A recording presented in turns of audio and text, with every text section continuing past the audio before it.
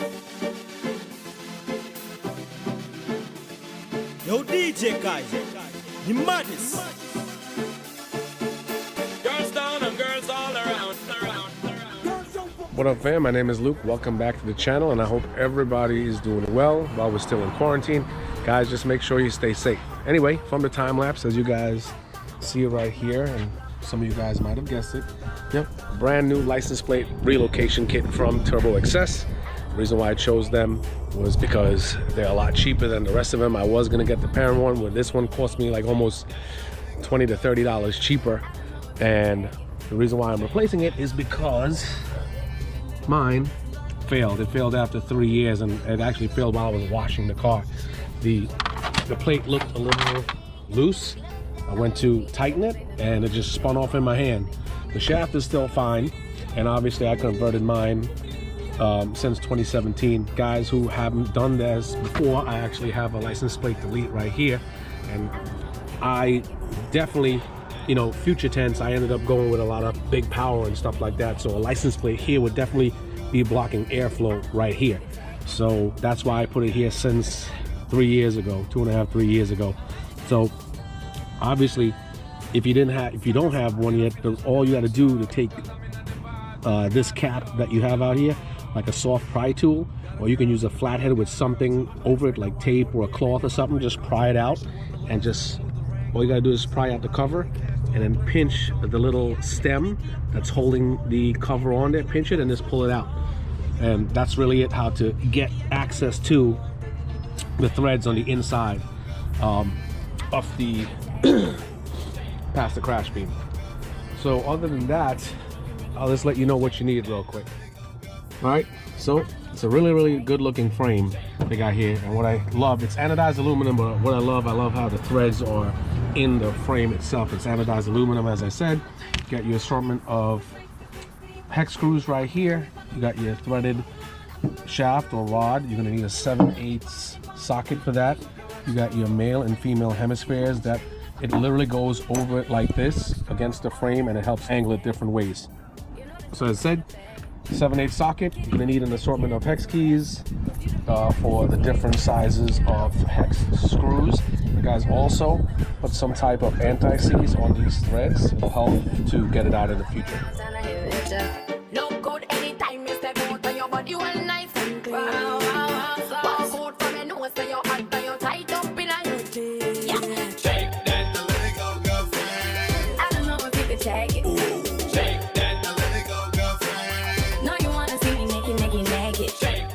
All right, so here we go.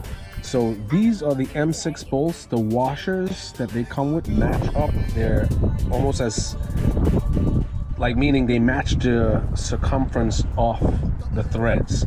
So the M6 washers will match up with the screws.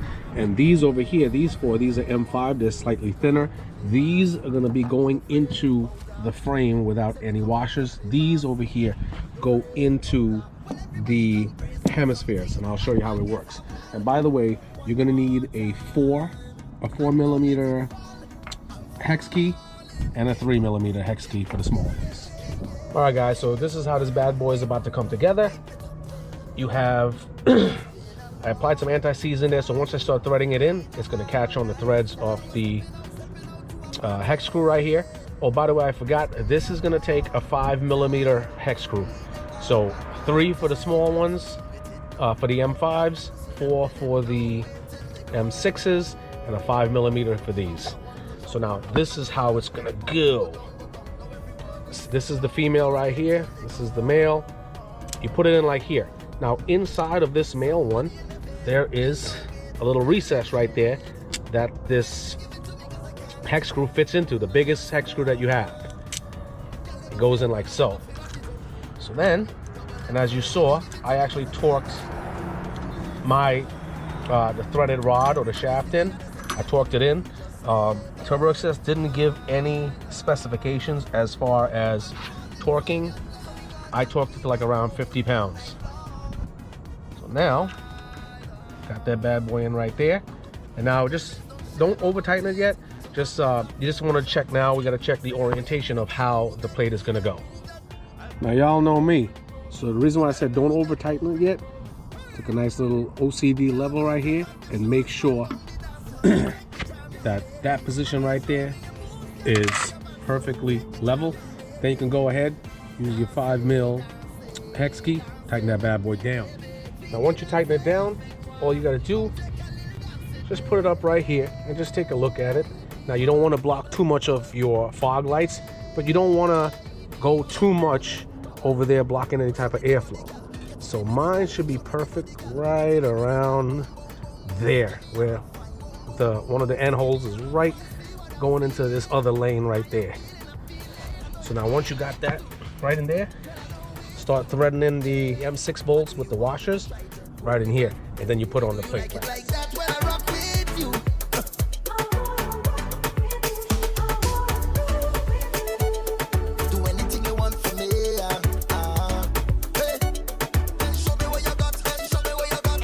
Alright, so during the time lapse you actually saw that I actually had to unscrew this slightly and tilt the frame because the way how I was looking at it, the frame was slightly tilted upward.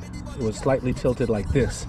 So the good thing about those hemispheres right here, you see there's a little space and it allows you to pivot the license plate this way, or when you're putting on the hemispheres, you can actually have the line moving that way, so you could tilt it like this. You can either tilt it, have it in a way where you're tilting it this way or that way.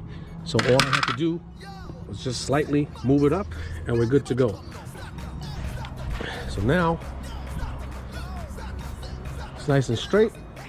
All we gotta do is just take the M5 hex screws and put the plate on.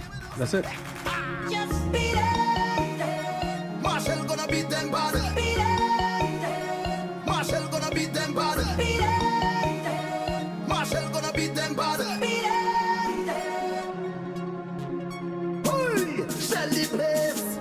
Alright guys, it's on. Nice and even. You know me, OCD. But anyway, drop a like, subscribe, drop a comment down below. And thank you for hanging out with me with this install. It's super simple. I just like to go through things just to make sure that you cover all your bases. But nice piece from TurboXS, and I will see you guys soon. Peace out.